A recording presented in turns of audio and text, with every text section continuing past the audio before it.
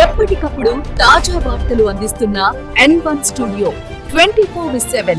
Welcome to N1 studio news. బులెటిన్ల ముందుగా headlines.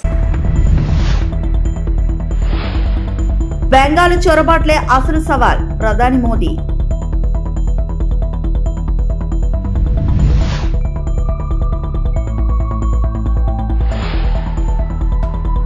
Green hydrogen వ్యాలీగా ఏపీని తయారు చేస్తాం, ఏపీ సీఎం చంద్రబాబు.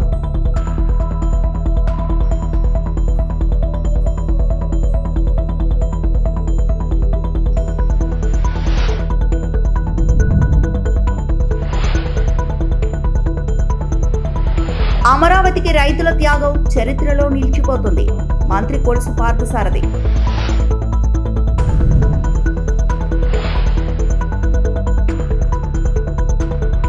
ప్రజల ఆకాంక్షలను తీర్చడంలో మమతా బెనర్జీ నేతృత్వంలో ప్రభుత్వం విఫలమైంది. బెంగాల్ ప్రజల మార్పు కోరుకుంటున్నారని ప్రధాని మోదీ అన్నారు. పశ్చిమ బెంగాల్ పర్యటనలో భాగంగా ప్రధాని మాట్లాడుతూ అభివృద్ధి సంక్షేమానికి ప్రాధాన్యం ఇచ్చే భాజపా ప్రభుత్వం రావాల్సిన అవసరం ఉందన్నారు. దేశ ప్రజలు ముఖ్యంగా బెంజీ కూడా భాజపా అభివృద్ధి నమూనాను విశ్వసిస్తున్నారని అన్నారు. మాల్జా సభలో ప్రసంగించిన ఆయన బీహార్ ఎన్డీఏ విజయం సాధించిందని, ఇక బెంగళూరుకు సమయం ఆసన్నమైందన్నారు. ఈ సందర్భంగా బెంగాల్ అసలైన సవాల్ చొరబాట్లేనని, వీటిని అరికట్టడంలో రాష్ట్ర ప్రభుత్వం విఫలమైందని ఆరోపించారు.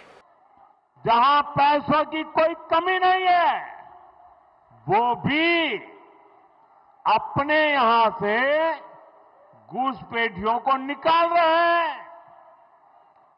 पश्चिम बंगाल में भी बहुत जरूरी है कि घुसपैठियों को बाहर किया जाए.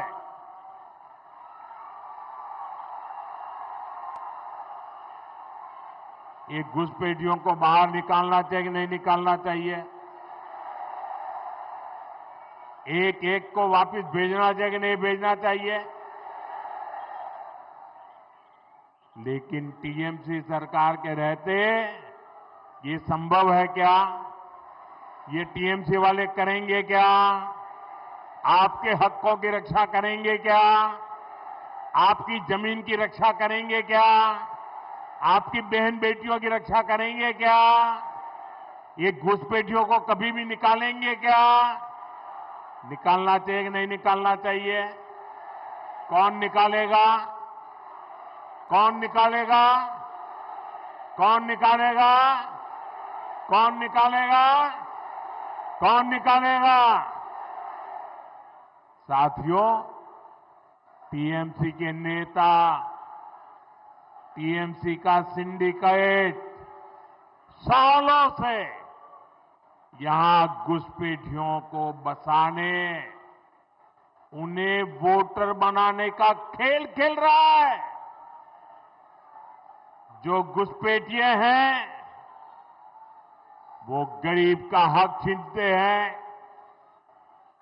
नौजवानों का काम छीनते हैं, बहनों बेटियों पर अत्याचार करते हैं और देश में आतंक और अन्य अपराधों को बढ़ावा दे रहे हैं.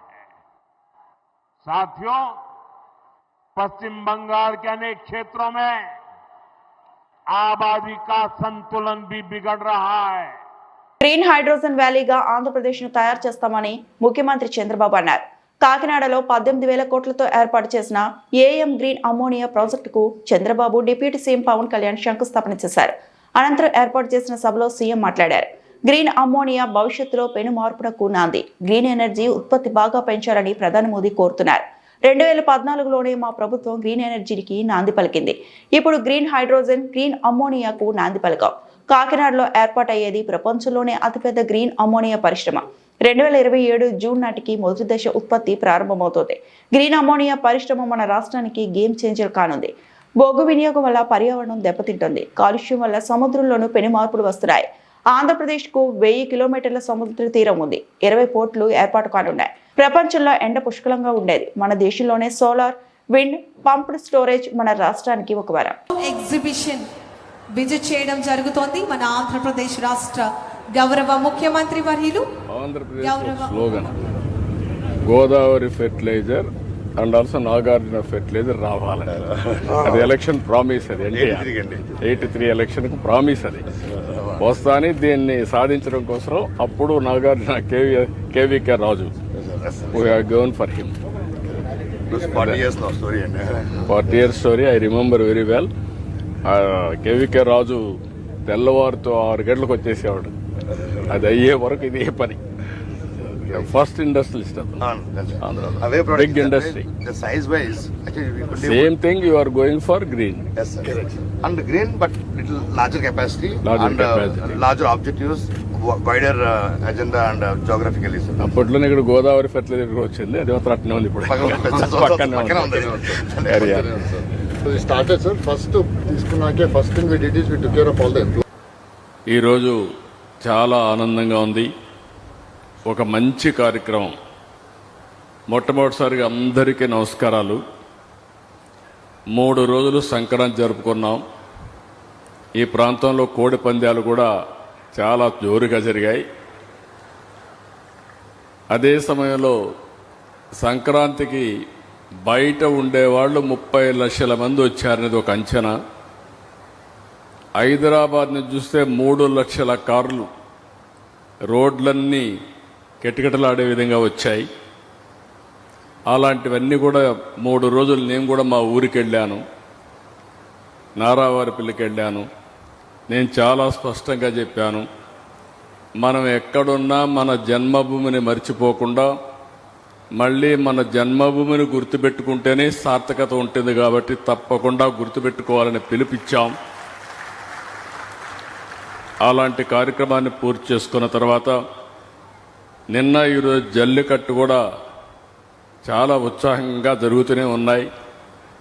అదే సమయంలో ఈ జిల్లాలో పక్కనే మీరు చూస్తే జగ్గన్న తోటలో ప్రబల తీర్థ ఉత్సవాలు మన ట్రెడిషన్ని ప్రతిబింబించే విధంగా, మన సాంప్రదాయాలన్నీ కూడా గుర్తు చేసుకునే విధంగా బ్రహ్మాండంగా ఈ ఉత్సవాలు జరిగాయి. ఒక పక్క ట్రెడిషన్ కాపాడుకుంటూ ఈరోజు టెక్నాలజీ, ప్రపంచంలోనే మొట్టమొదటిసారిగా లార్జెస్ట్ గ్రీన్ అమోనియా మన తెలుగువాడు అనిల్, అదే మరి మహేష్ కలిసి ఏఎం గ్రీన్ కో ఈరోజు ఏర్పాటు చేస్తున్నారంటే ఇది ఒక చరిత్ర. మామూలుగా మనకు ఒక అలవాటు ఉండేది, ఏదైనా ఒక ఇండస్ట్రీ పెట్టాలంటే ఒక రైస్ మిల్ పెడితే ఊర్లో వాళ్ళందరూ రైస్ మిల్లు పెట్టేవాళ్ళు. కానీ ఈరోజు ఆ విధంగా కాకుండా వినూత్నమైన ఆలోచనలతో, ఇన్నోవేషన్తో ముందుకొచ్చారు. దీనికి మనస్ఫూర్తిగా ఇద్దరిని ప్రమోటర్స్ని, వారికి సహకరిస్తున్న ప్రతి ఒక్కరిని మనస్ఫూర్తిగా అభినందిస్తున్నాం. 2025 జనవరి 6వ తేదీన గ్రీన్ అమోనియాకి గ్రీన్ సిగ్నల్ ఇచ్చాం. రాజధాని అమరావతి అభివృద్ధిపై మంత్రి కొలుసు పార్థసారథి కీలక వ్యాఖ్యలు చేశారు. శనివారం ఆయన మీడియాతో మాట్లాడుతూ సీఎం చంద్రబాబు పిలుపునకు 29,000 మంది రైతులు ముందుకు వచ్చి 33,000 ఎకరాల భూమిని రాజధాని కోసం స్వచ్ఛందంగా ఇచ్చారని, ఇది ప్రపంచంలోనే అరుదైన సంఘటన అని మంత్రి అన్నారు. 2014లో అసెంబ్లీలో అమరావతికి మద్దతు ఇచ్చిన జగన్ రెడ్డి 2019 ఎన్నికల ముందు అక్కడే ఇల్లు కట్టుకుంటానని ప్రజలను నమ్మించి అధికారంలోకి వచ్చాక దానిని నాశనం చేయడం ఘోరమైన నమ్మక ద్రోహమని ఆరోపించారు. 3 రాజధానుల పేరుతో జగన్ రెడ్డి 5 ఏళ్లు కాలయాపన చేసి ఒక్క రాజధానినైనా నిర్మించకుండా రాష్ట్రాన్ని అయోమయంలోకి నెట్టారని, ఇది తుగ్లక్ పాలనకు సమానమని మంత్రి విమర్శించారు. గతంలో ఎన్నడూ లేని విధంగా గ్రామాన ప్రజలందరూ కూడా సంతోషంతో సంక్రాంతి సంబరాలని జరుపుకోవటం చాలా ఆనందాన్ని కలిగించిందని చెప్పేసి కూడా నేను ఈ సందర్భంగా తెలియజేస్తా ఉన్నా. నేను భవిష్యత్తులో ఈ రాష్ట్రం అభివృద్ధి చెందుతుంది. ఈ రాష్ట్రంలో యువతి యువకులందరికీ కూడా ఉపాధి అవకాశాలు, మంచి ఉద్యోగ అవకాశాలు లభిస్తాయి. మా రాష్ట్రం కూడా దేశంలో నెంబర్ 1 స్థాయికి వెళ్తుంది మా రాష్ట్రం అని ఎన్నో ఆశలతో, ఆశాజనకంగా ఉన్న ప్రజల నమ్మకాన్ని విధ్వంసం ఒక అలవాటుగా చేసుకున్న వైఎస్ఆర్ కాంగ్రెస్ పార్టీ నాయకత్వం ఈ రాష్ట్రం మీద, రాష్ట్రంలో జరుగుతున్న అభివృద్ధి కార్యక్రమాల మీద, రాష్ట్రానికి వస్తున్న పెట్టుబడుల మీద విషం జిమ్ముతూ, విషాన్ని జిమ్మటమే కాకుండా బెదిరింపులకు కూడా, ప్రజాస్వామ్యాన్ని, రాజ్యాంగాన్ని గౌరవించే ఏ రాజకీయ పార్టీ కూడా చేయని విధంగా ఈ రాష్ట్రంలో వైఎస్ఆర్ కాంగ్రెస్ పార్టీ కంకణం కట్టుకుని మరీ పనిచేస్తుందని చెప్పేసి నేను మనవి చేస్తామని, నేను ప్రత్యేకంగా ఏ రాష్ట్రానికైనా సరే ఒక మంచి రాజధాని కావాలి, మా రాజధాని బాగుంటుంది, మా రాజధానిలో ఉపాధి అవకాశాలు లభిస్తాయి, గ్రామాల నుంచి ఎన్ని వేల మంది వెళ్ళినా కూడా మాకు ఏదో ఒక ఉపాధి లభిస్తుంది అని చెప్పేసి రాష్ట్రంలోని ప్రజలందరికీ కూడా ఆ రాజధాని పట్ల ఒక నమ్మకాన్ని కలిగించే విధంగా రాజధానిని అభివృద్ధి చేసుకోవాల్సిన అవసరం ఉంటుంది. పల్నాడు జిల్లాలో గురిజాల నియోజకవర్గం పిన్నెల్లిలో దారుణ హత్యకు గురైన వైఎస్ఆర్సీపీ కార్యకర్త సాల్మాన్ అంత్యక్రియల్లో పాల్గొనడానికి వచ్చిన గురిజాల మాజీ ఎమ్మెల్యే కాసు మహేష్ రెడ్డిని గ్రామంలో వెళ్లకుండా తొలుత అడ్డుకున్న పోలీసులు అని తాను అంత్యక్రియలకు వెళ్లి తీరాల్సిందేనంటూ మాజీ ఎమ్మెల్యే కాసు మహేష్ రెడ్డి పట్టుపట్టడం వల్ల ఎట్టకేలకు వెనక్కి తగ్గిన పోలీసులు. దాంతో కష్ట సమయంలో కార్యకర్త కుటుంబానికి అండగా నిలిచిన వైఎస్ఆర్సీపీ నేతలు. మతాల మధ్య మాకేం గొడవ పెట్టాలని లేదు, ఎస్సీ కాలనీ తీసుకెళ్ళమంటున్నాం ఈ పోలీసుని. మేము అటు రాలేదు కదా, ఎప్పుడు అట్టే వచ్చేది. ఏమన్నారు పోలీసులు, వద్దు సార్ చిన్నది జరిగితే 2 మతాల మధ్య గొడవ అంటారు, అది కరెక్ట్ కాదంటే సహకరించాము. మీరే ఇటు రమ్మన్నారు, సహకరించాం. ఇంకేం చేయమంటారు, నన్ను ఒక్కడిని పోమంటారు.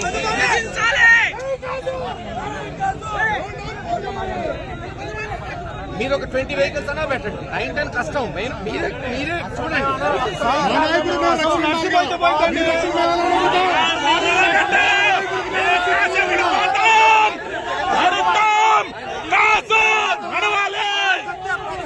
మా నాయకుడికి మేము రక్షణ ఎట్లీస్ట్ ఉండొద్దా? మీరు ఎట్లా రక్షిస్తారు ఎవరిని? అసలు బాడీ తీసుకొని నడుస్తూ పోతే పోతానా? వాళ్ళ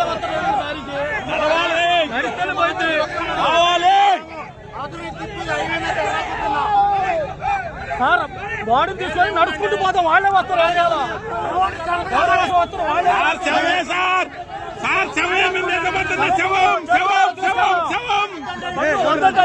అంత ఇబ్బంది అయితే వెహికల్స్ తరువు చెక్ చేసుకొని పంపించండి సార్. ప్రతి వెహికల్ చెక్ చేసుకోండి సార్. మా నాయకుడు మేము రక్షణ లేకపోతే చంపి బండ పెట్టారు ఒకరిని. మా నాయకుడు మేము రక్షణ కావాల్సిందే.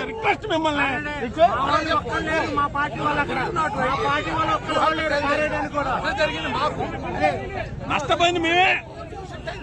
శ్రీకాళహస్తీశ్వర దేవస్థాన ఆలయంలో వరుసగా పండుగల సెలవులు రావడం, శ్రీకాళహస్తి ఆలయంలో భక్తుల రద్దీ, క్యూలైన్లో వచ్చే భక్తులకు ఎటువంటి ఇబ్బందులు లేకుండా ఆలయ చైర్మన్ కొట్టే సాయిప్రసాద్ పర్యవేక్షించారు. ఆలయ అధికారులకు భక్తులకు క్యూలైన్లో వాటర్ అందించాలని అధికారులను ఆదేశించారు.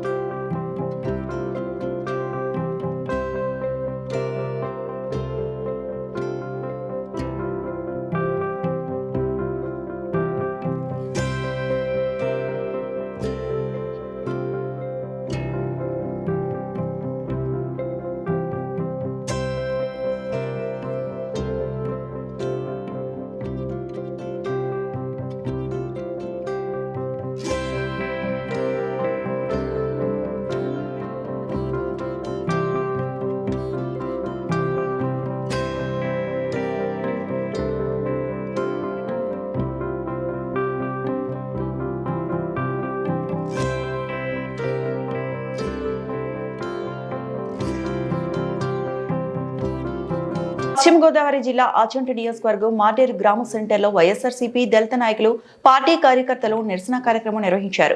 పెండిలి గ్రామానికి చెందిన వైసీపీ కార్యకర్త మందా సాల్మన్ హత్యకు నిరసనగా ఈ కార్యక్రమం చేపట్టారు.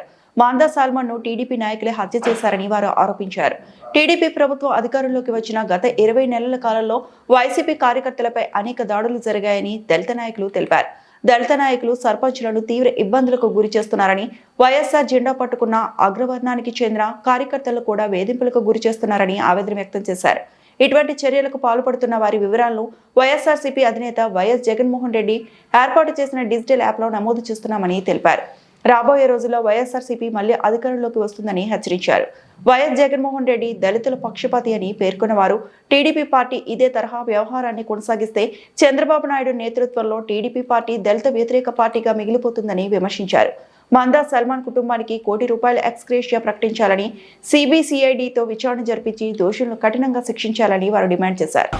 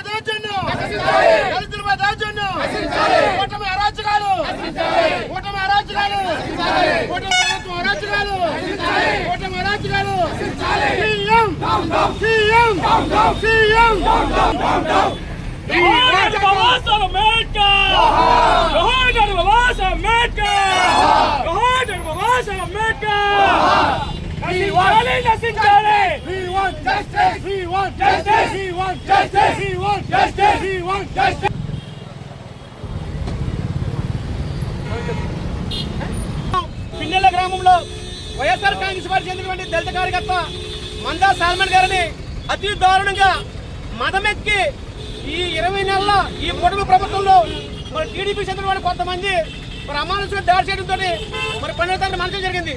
ఆయన మరణాన్ని మరి ఖండిస్తూ ఇది పూర్తిగా ప్రభుత్వ హత్యగా చిత్రీకరించాలి.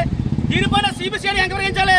ఎవరైతే దోషులు వాళ్ళు తక్షణం అరెస్ట్ చేయాలని ఉద్దేశంతో మరి పెద్దలు వైఎస్ఆర్ కాంగ్రెస్ పార్టీ అధినేత మాజీ ముఖ్యమంత్రి జగన్మోహన్ గారి పిలుపు మేరకు ఈవేళ ఆచంట నియోజకవర్గం మరి మాజీ మంత్రి వర్యులు పెద్దలు మరి పిఎస్సీ రాష్ట్ర కమిటీ మెంబర్ చెరుకువాడ శ్రీరంగరాజు యొక్క ఆదేశాలతోటి ఈవేళ వైఎస్ఆర్ కాంగ్రెస్ పార్టీ ఎస్ఎస్ఎల్ తరఫున మరి జిల్లా అధ్యక్షులు మరి ఏడుకొండల గారు, అలాగే నియోజకవర్గ పిల్లి రుద్రపాయలు గారు, అలాగే ఈ కార్యక్రమం ముఖ్య అతిథి యూత్ అధ్యక్షులు సందీప్ పాల్గొన్న ప్రతి ఒక్కరి పేరున అందరికీ ధన్యవాదాలు చేసుకుంటూ ప్రధానమైన డిమాండ్ ఒకటే, ఎవరైతే మరి చంపబడ్డాడో మందా ఏదో కుటుంబాన్ని ప్రభుత్వ పరంగా మరి ₹1 కోటి ఎక్స్గ్రేషియా ప్రకటించాలి. మరి సాల్మాన్కి ఎక్స్గ్రేషియా ప్రకటించాలి. మరి ఎవరైతే చంపడారో వాళ్ళు దోషాన్ని కఠినంగా శిక్షించాలని ప్రధానమైన డిమాండ్ తోటి ఇలా వైఎస్ఆర్ కాంగ్రెస్ పార్టీ తరఫున రాష్ట్ర వ్యాప్తంగా ప్రతి నియోజకవర్గంలోనూ మరి గ్రామాన ఈ నిరసన కార్యక్రమం జరుగుతుంది. దానిలో ధన్యవాదాలు చేసుకుంటూ ముందు ఈ ప్రభుత్వం వచ్చిన తర్వాత ఈ 20 నెలల్లో కూడా మరి కేవలం వైఎస్ఆర్ కాంగ్రెస్ పార్టీ అండగా ఉన్న దళితులు ఈ దళితులపై దాడి చేయాలని ఉద్దేశంతో మరి ఇటువంటి దురాఘాతం పాల్పడుతుంది. వారు తక్షణమే అరెస్ట్ చేసి మరి వారి దోషం కఠినంగా శిక్షించాలని చెప్పేసి ప్రత్యేకంగా వైఎస్ఆర్ కాంగ్రెస్ పార్టీ తరఫున ప్రత్యేకంగా డిమాండ్ చేస్తూ మరి ఈ కార్యక్రమంలో మరి ఈ వార్తలు ఇంతటితో సమాప్తం.